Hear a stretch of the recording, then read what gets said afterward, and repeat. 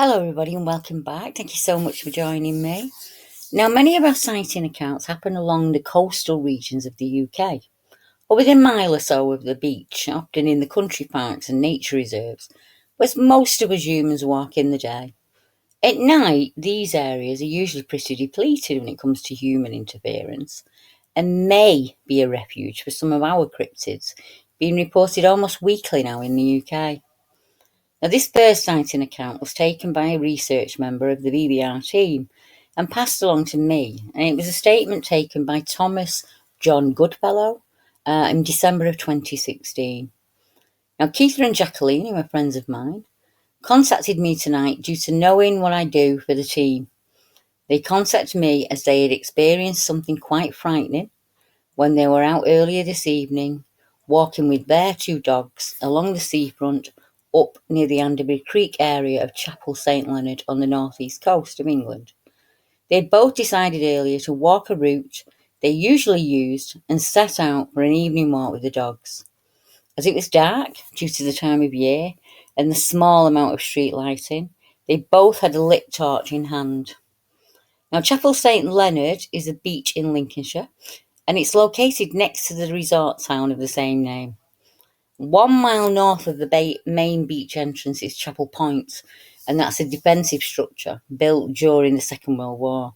And it is a popular viewing point, particularly for bird watchers. The area has a number of nature reserves that can be accessed directly from the beach. As the couple headed up the main ramp entrance to the seafront, they were using the torches to light the way when they both suddenly stopped as the torchlight panned across the trees.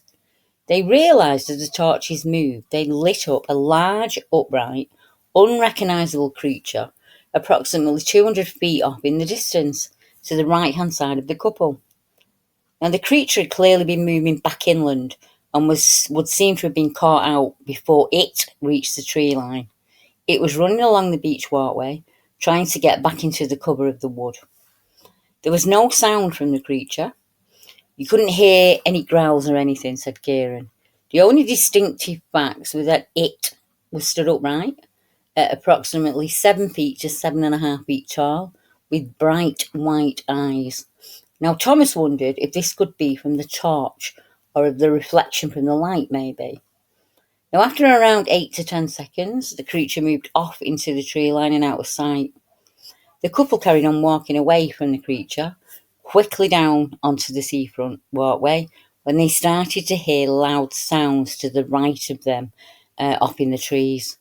Now, the noises sounded like wood hitting wood, an almost knocking sound. Without thinking, they both shined the lights back towards the sound and saw eyes staring back at them. The eyes were clearly visible, with no movement, just a consistent stare. Those eyes never left them or blinked at any point. Now, the young couple both became so scared by this point that they started to run away, each picking the dog up as they went. Now, Keitha looked back one last time to see if they were being followed, and he saw the same creature standing on the walkway behind them, less than 150 feet away. It was a dark, upright figure, all dark brown and black, with a pair of bright white eyes. Now, the skin was dark, but lighter around the face and hands, and at this point they ran to the safety of home, locked the doors, and had been sat inside ever since, Thomas said. They phoned me within half an hour of calming down a little, and I was able to speak to them at length about the whole event. Up until this point, they'd always not taken what I do with any merit, said Thomas, and I do understand this, as it's a very new subject to most. I've not told them yet about the other encounters in the area. I just wanted them to tell me what happened in detail and get down any descriptions that they could supply. After I'd given this couple a chance to calm down and reflect on the encounter, I contacted them again, as sometimes a second chat can pull out further details, but at this point they didn't really have anything more to add. But I could tell they were really nervous and wanted to know if these creatures ever attack. I explained that at no point did it try to approach them or harm them. It just made them scared enough to run away, said Thomas. Now, just by standing there and looking at them, that was enough. Something must have driven it out of the tree line, and I think the couple caught it unawares maybe. For all it's a coastal area, there is a nature reserve at Anderby Creek, and it's situated directly behind the trees the creature ran into.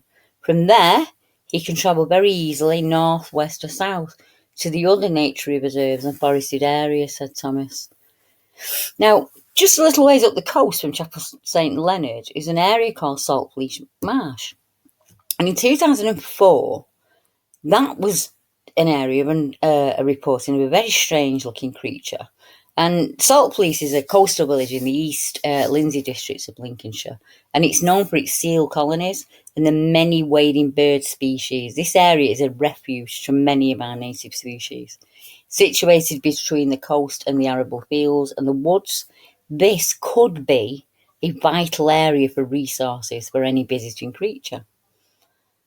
Now, many years ago now, the witness said, I took this report from the witness himself after a very strange encounter he and his sister had when they were walking on the marshes. I think I took this account in 2014, but it actually happened in 2004 from what I can remember. It must have been about 10 years ago now. My sister and I were walking along the edge of the salt marsh at Saltfleet in East Lincolnshire.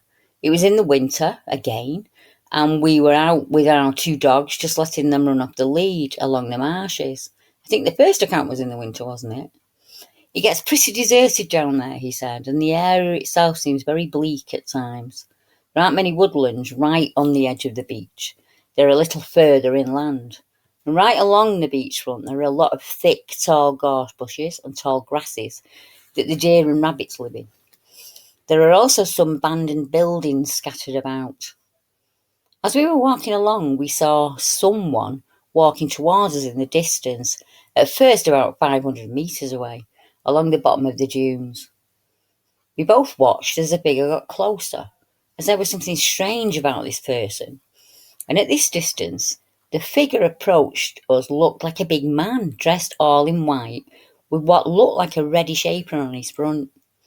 Now, for some reason, the gait on this figure was so strange, it made us both stop and watch. We both felt a bit cautious and wary of it for some unknown reason. Without verbalising it, we both decided to turn around and walk briskly back the way we'd come. We kept turning around and looking, but the person was moving very quickly and was easily gaining on us. We started to run, and both dogs were running with us. I honestly thought it would catch up with us. When it got to within about 200 metres of us, I could see it was not a person and it wasn't an apron. This was a creature with a very pale fur, but with reddish brown markings on a shaggy hair or fur across the chest. I didn't stop to look closer, and we ran all the way home. And we've not been back to that area since, and I haven't discussed it with anyone but my sister until I saw your site. Now, another coastal report is a Preston woods creature. One November morning at approximately 2:30 a.m, a man who drives for a living was on an enforced break along the coastal road close to Eastbourne. Now, having parked his lorry in Preston Park near to New Haven in Sussex, after a long drive, Mr. Phil Heyman got out of the vehicle to stretch his legs. Now, there was a red light from a nearby forestry machine partially illuminating the area.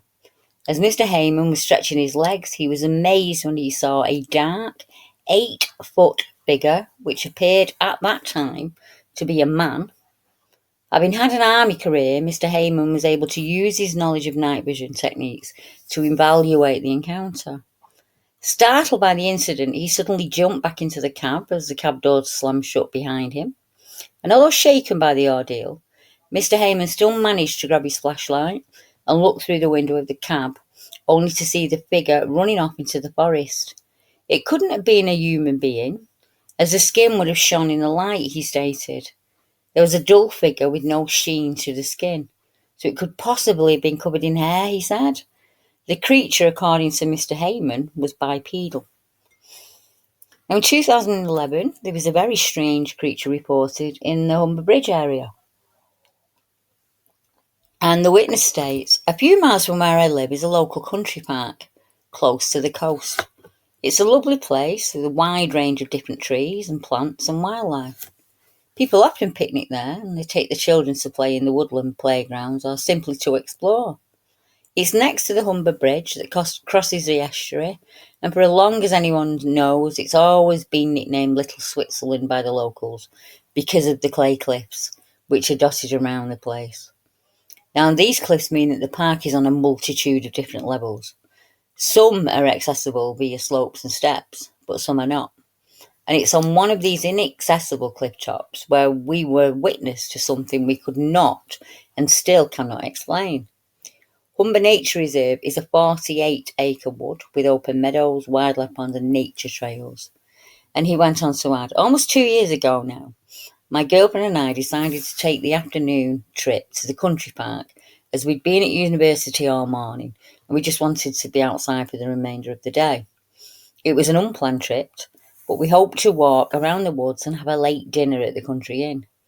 We must have been walking around the park for about an hour or so, exploring the woods and identifying birds and just enjoying our surroundings. And we'd reached a quarry situated in the middle of the park. This quarry had flooded a considerable amount of the area, so we walked further around it than we may have had to if it had not been flooded.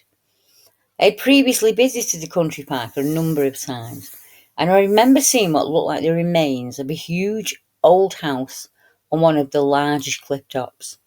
I knew my girlfriend would find this as interesting as I did, so I made an extra effort to try and find it.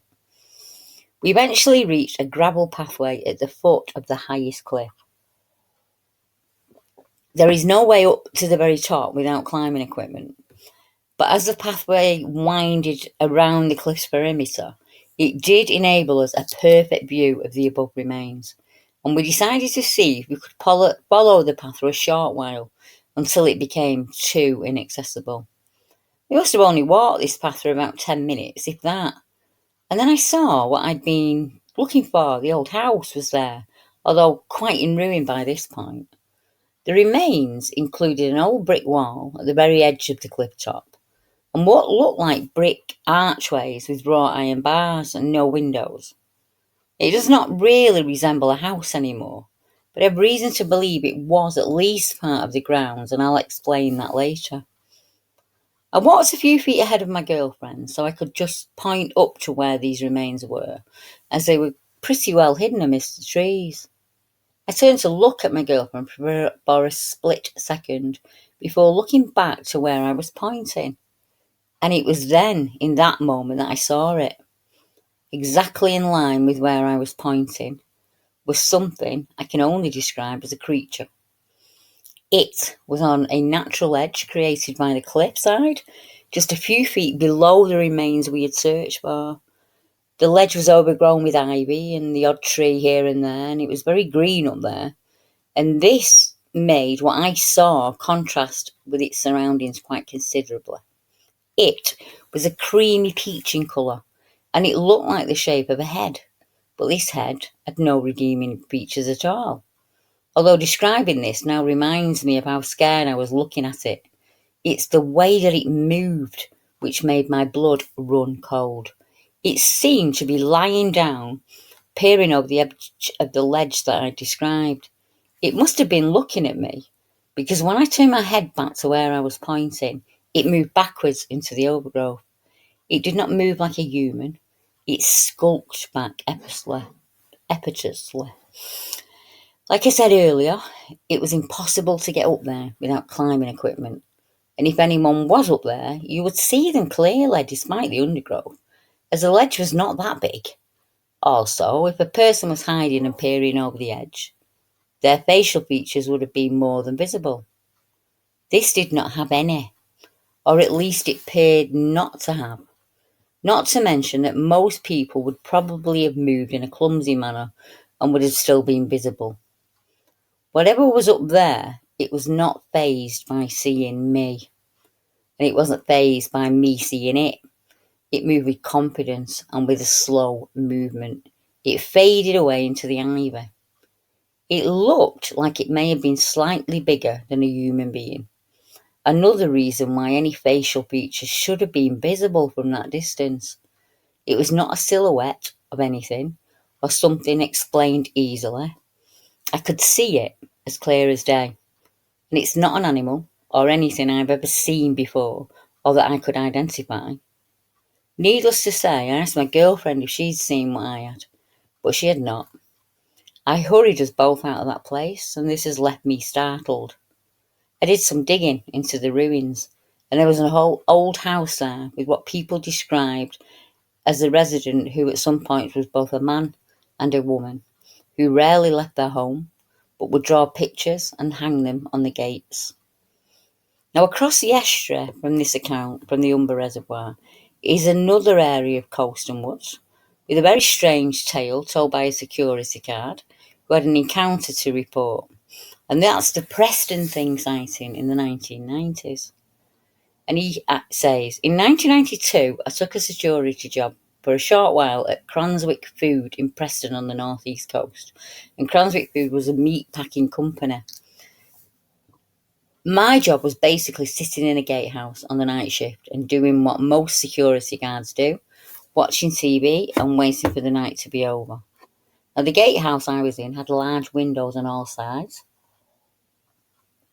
with a reasonably good field of vision.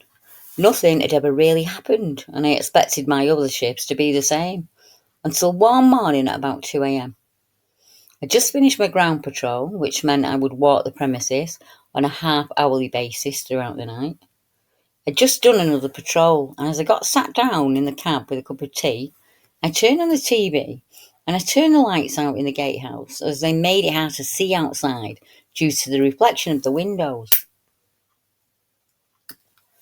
As I was about to turn the TV over to find something to watch, I saw a silhouette of a man looking through the front window of the cabin, looking at me. As I looked up, the silhouette had gone. I focused back on the TV, and the silhouette was there again. And this time I saw it move away. My first thought so it was another security guard was messing about. As I stood up and started to walk to the window, I saw the silhouette again out of the corner of my eye this time. It was standing in front of me, right in front of the window of the cabin.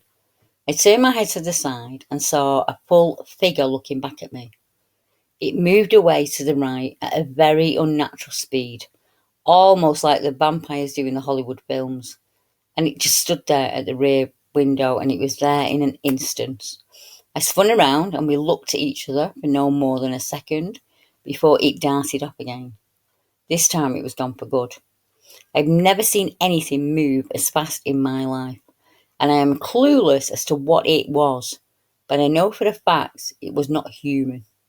But it did have a human shape, if that makes any sense. I could not see any detail, only a blacked out silhouette. I've looked on the internet for similar stories, but I've only ever came up with shadow entities and etc., and it was definitely not one of those.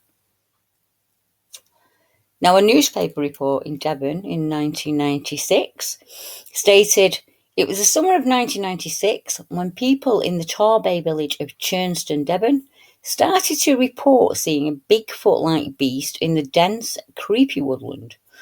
What were these people experiencing? The newspaper asked. Was it a Bigfoot? Was it a hoax? Was it a mass hallucination? So we here at British Research hoped to find out, and when we visited the area last year, said Adam, now this was a number of years ago, but Adam actually went out to the area and tried to interview people and get any information and run down anything he could on this sighting. Now, the sighting of the creatures lasted for around 6 weeks, so it wasn't just a one-off sighting. It was a number of people that saw this strange, what they described as an ape-like creature, in the Churston Woods area. Now, Churston Woods, if you know it, is actually, there's a beach at Churston Woods. It's right on the coast, and it would be one area, I would imagine, on that bit of the coast where it would be an ideal hangout for anything that wanted to hang out there. And it said up to 15 witnesses came forward with their sightings. The creature was described as being around 5 feet tall. It had brown hair covering its body, and it was described as having a greenish face.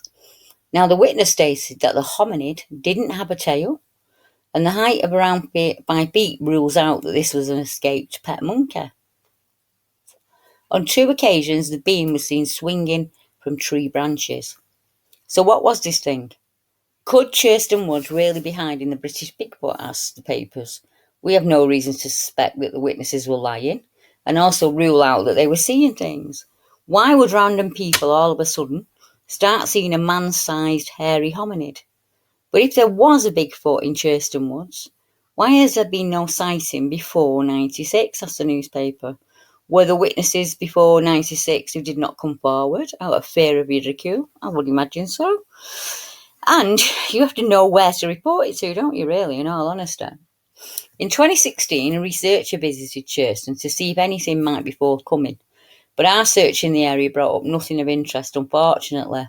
We found no evidence of tree structures, snap branches or footprints, and Churston is a very large area of woodland. Is it large enough to hold even a small population of hominids, the newspaper said. Could this be an area only visited when a food source found in the area is available? Now, that is a pretty decent theory, actually. Could be a food or any kind of resource that may only be in that wood for a 6-week period. Now, the area is situated between the coast and inland woods and will provide a multitude of options for any hungry forager.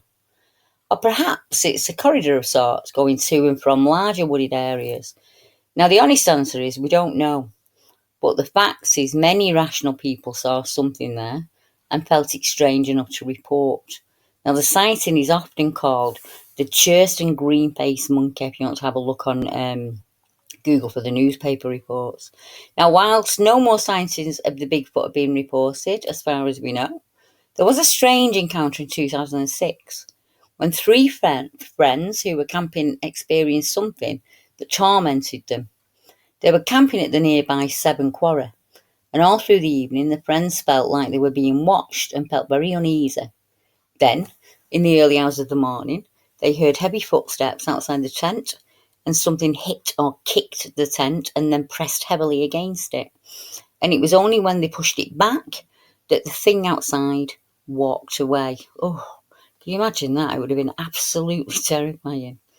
Now, the Undercliff in Dorset has a caveman sighting, and that was actually reported to the newspapers as well. And the newspaper said a mystery caveman has been spotted in the woods along the coastal path. He was snapped by holidaymaker Mrs. Hamilton from the Mull of Kintyre. Mrs. Hamilton, 43, had travelled to Lyme Regis on holiday with a friend and her greyhound Judy to look for fossils, and the group had gone to the Undercliff area between Bay and Seaton because they'd been told that it was like walking through a rainforest when the incident occurred. Miss Hamilton said, "It was a very weird experience, but I didn't feel threatened or scared at all." Judy, the greyhound, had run on ahead, and normally greyhounds are very placid and don't bark, but she let out a high-pitched bark, like she'd been startled. We went to see what had happened and saw this man. I had my camera in my hand and ready and just took the picture. It was the dog's reaction that was strange. When I first saw him, it looked like he was doing Tai Chi or something, but I don't know, she added. It looked like he was deliberately dressed up like a caveman. He definitely seemed to know what he was doing. The man then disappeared into the undergrowth, and Mrs. Hamilton said, "I just thought he was a hippie type in the woods, but I would love to know," well, let me just get that, "love to know if anyone else has seen him." And I'm just like enlarging the photograph now so people can see it. Anyone listening to this on a podcast, it will be the photograph that's been used as the podcast image. And as you can see there, it's quite a strange figure.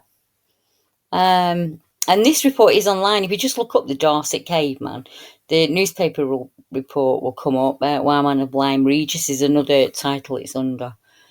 She also went on to say, "I didn't get any bad vibes or feel vulnerable. He was just minding his own business." And the newspaper wanted to know, have you seen this man or know who he is? Now, the dark figure of Wareham Forest brings us all the way up to November of 2016. Now, in 2016, as you can remember, 2015, it was probably around the time that finding Bigfoot became popular in the UK. And it's when we started hearing people saying that they saw what they thought was a Bigfoot creature, or that they'd seen a creature and they then watched the programme and realised that what they'd seen was very similar to the creature in Finding Bigfoot. So it started to become a little bit of a household name. So Wareham is a forested and coastal area in the area of Poole in Dorset, and it's not that far from the caveman report. And in November of 2016, this report came into BBR. I'm interested in the Finding Bigfoot show, and just for a lark, I did a long call, bow style. The long Ohio call and it echoed really far. But to our shock, and within a minute or so of me doing this yell, we saw a dark figure in the bracken about 60 yards away. As fast as it appeared, it vanished. It freaked us both out, and we are still shocked. How did it hide or get away that quickly? We were at the high point at the top of the hill, and as we were walking down heading to the main trail, and that's when I decided to try and do the call, because there was nobody around except us. I did not expect a reaction to the call, but it echoed a lot through the valley. And within a minute of that call, just as we were on the main path, that we noticed this dark figure heading towards us. It was about 60 yards into the thick bracken, and it was using the brush as cover. I could not make out clearly what it was, and it did not look like a human, but it had the same shape. I didn't see any clothing, just one all dark figure. I'd say it was at least 6 feet tall and just so dark.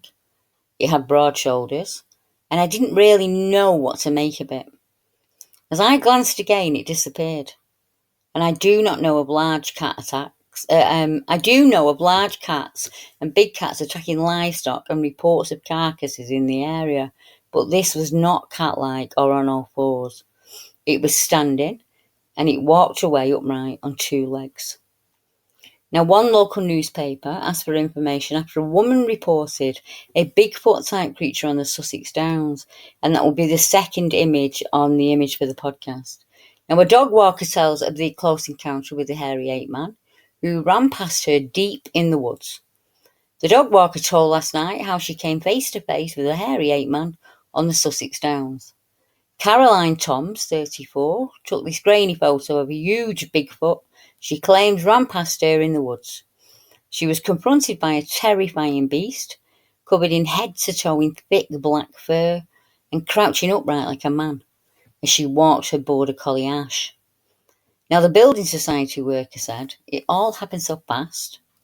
Ash started acting a little bit bemused and barking, and then she shot up into the undergrowth, and I saw this big black thing flash out in front of me. I only had my camera out because I was taking pictures of Ash playing. She came running back quite quickly as a flash. I don't know what it was, but when I had a closer look at the pictures, it certainly does seem to look like a Bigfoot to me. I'm just enlarging it for anybody who's watching this on video. As you can see, the creature there. And this is also in the newspapers if you want to look at it. Now, this encounter happened at Angmering Park Estate in Arundel, West Sussex. So I would just Google woman sees Bigfoot in West Sussex, and it will pop up, and you'll be able to get a better look at the images. Another photograph that will follow this one in the podcast image is the Sussex hairy face at the window, May 2017. Actually, no, it's the next account along, sorry. You'll understand where the confusion comes in. It's people camping. Now, the account was emailed to Adam Bird, and he was kindly passed the details along to me. And with the witness's permission, she was happy for me to share it with you all. I want to share with you an experience I had in May last year while I was holidaying in Brighton. We were sleeping in our caravan in Coleman's Caravan Park in Sussex. Everything went well, and on a Tuesday, which was the second night of our holiday, we decided to have an early night, and we went to bed and had settled down for about half an hour when I heard this strange ruffling sound outside the caravan. The campground was quite small and private, and we were sleeping with the curtains open. When I opened my eyes to see what was making the noise, I got a shock. As I looked to the window, is when I saw this thing looking into the van at us. It was not doing anything, but it was just there looking in at the window and watching us in bed. It shocked me, so I turned and I woke my husband up. I would describe what I saw as pretty tall. Its head reached the top of the caravan window. Its face was pressed up against the glass, and the figure was hairy. My husband sat up and lit his lighter, and for a few brief seconds, we got a good clear look at it. Its shoulders were broad, and its face was ugly. It had a full beard, but thin hair on top of its head, and it was showing its teeth. The teeth, well, they were like a dog's teeth. I was so scared. Luckily, as soon as my husband lit the lighter and illuminated the thing, it ran off. I was trying to reason what or who it could have been. I don't know if it was just someone homeless, but it just didn't seem human to me. It looked like half an animal. I saw your video on Yellowham Hill and I thought I would contact you. It could have been one of them Bigfoot things you talk about. I'm very open-minded but sceptical. Now, the Henfield humanoid thing is one of my favourite encounters. Being a young girl when it happened to me, you do actually remember everything about the moment, what you were wearing and everything. It's imprinted in your mind forever. And this lady was, I really did enjoy talking to her. It was in September 1990 when it happened, she said, and I was around 16 years old then. And it was the 40th birthday party of the mother of my best friend. They were caravanners who camped often, and they'd obtained use of a field behind a pub to put up tents and caravans and barbecues, etc. for the weekend. Now, this pub had quite a large beer garden, so the field would have been quite a way behind the pub, very near the River Adour. The parents were also attending the party, but I was actually staying the night with my friend in an awning attached to her parents' caravan. I will admit, we did consume some alcohol, underage obviously, earlier on in the evening, but it was lemonade mostly. And by the time the incident happened, I was completely sober. I have an exceptional memory of very small details, and I can remember the evening very well, even down to the white cut-off jeans I was wearing that were from Gap in Brighton, and also a flowery shirt that I'd got caught on some brambles in a ditch and ripped the back open. After my friend and I had settled down for the night, we were giggling and talking as girls do, and we heard some commotion outside the awning. We heard a few twigs and things falling down on the canvas tent roof. It was a bit scary, and it was a bit late and very dark. We then heard an animalistic growling sort of noise, and a large stump, and a sort of squeak. It sounded like a small animal being thrown at the roof. And immediately afterwards, and she says, bear with me on this one, I thought of that episode of Blackadder the Third with Amy, the female highwayman type who hates squirrels and shoots one out of a tree, and it squeaks as it falls. I even joked and said to my friend, that sounded like a squirrel hitting the roof. When I looked outside, I saw something, standing up a tree with its arms above its head. It was very dark, very broad, with a humanoid shape, and I could just see one continual colour of darkness. I couldn't see clothing, no visible eyes or facial features, etc. Just the outline of a broad-shouldered human-shaped thing up a tree. Now, I'm short-sighted though, so would not have been able to see details like hair anyway. I just remember it being very dark in colour, and it emitted a sort of guttural sound that sounded like "whir" to rhyme with her. There were other people camping in the field, and it could have been someone maybe playing a joke, but it really didn't look like a normal person to me. I was terrified, and immediately stuck my head back into the awning. When I eventually grabbed my glasses so that I could have a proper look, it was gone. I didn't hear it get down and go. For me to be able to see it without my glasses must have meant it was pretty big and relatively near, but distance is not my forte, I'm afraid. My friend asked what it was, but this is where my memory fails me, which is unusual for me, as I cannot remember whether she looked to or relied on my description. I think we both went to sleep thinking we were dreaming, but when we woke, we both remembered it clearly. We do still talk about it from time to time, and she often says, do you remember when that funny thing threw a squirrel at the roof at my mum's? And it's something I thought about as the years have gone on. And to be honest, until I saw your site, I didn't realise other people had seen them too. I just wish I'd gotten a better look at its face. But maybe to a young girl, it's a blessing in disguise that I didn't. Now, Adam did an area check, and on doing the check, he said, I realised that although this was a pub, it wasn't your usual local. It's set on a country road close to the coast, and it has many overgrown hedgerows, fields and woods behind it. and it's quite an empty area and could easily be used moving between the coast and the South Downs National Park. There are also 4 audio accounts of howls, growls, and screams in this area. Now, next is a very strange tale called The Leithman of Sussex, and this happened in 1984. In the gentleman says, I've always been intrigued by creepy stories and their power to embed themselves into a local community. Growing up in the 80s, I was obsessed with tales concerning local bogeymen, and one such yarn, which often spooked me, was known as the Leaf Man. Such a monster was said to haunt an undisclosed section of woodland not far from Hailsham, I think that is, although reports of the creature seem mostly vague. However, one eyewitness told me a few years ago this following story. I'd been with 3 friends at the time, and it must have been around 1984, during a time when it was normal for us kids to be out playing in the woods as long as we were home by a certain time. I think at the time we were playing not too far from what people know as Folkington Wood. It was around dusk, and we were all lighting a campfire, when suddenly, from the shadows, and like in all good horror movies, we heard the snap of a twig. We all sensed that we were being watched, but as teenagers we were brazen and goaded what was lurking in those bushes to come out and fight. We all armed ourselves with sticks and stones, only to have our eyes met by a horrifying sight. Out from the shadows came a tall, spindly creature, covered in hair, which in turn was matted with leaves. The creature gave off a horrid stench, and through its entangled hair we could see 2 burning eyes. As I'm sure you can imagine, we were all terrified, and so we fled, never once looking behind us to see if the monster was in pursuit.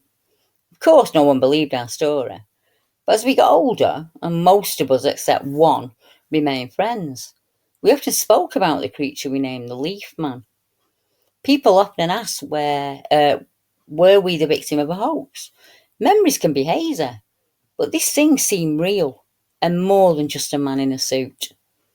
Oddly, I have another report of a so-called Leaf Man, but from Kent, and again it involved a group of youths playing in an area we encountered such a manifestation.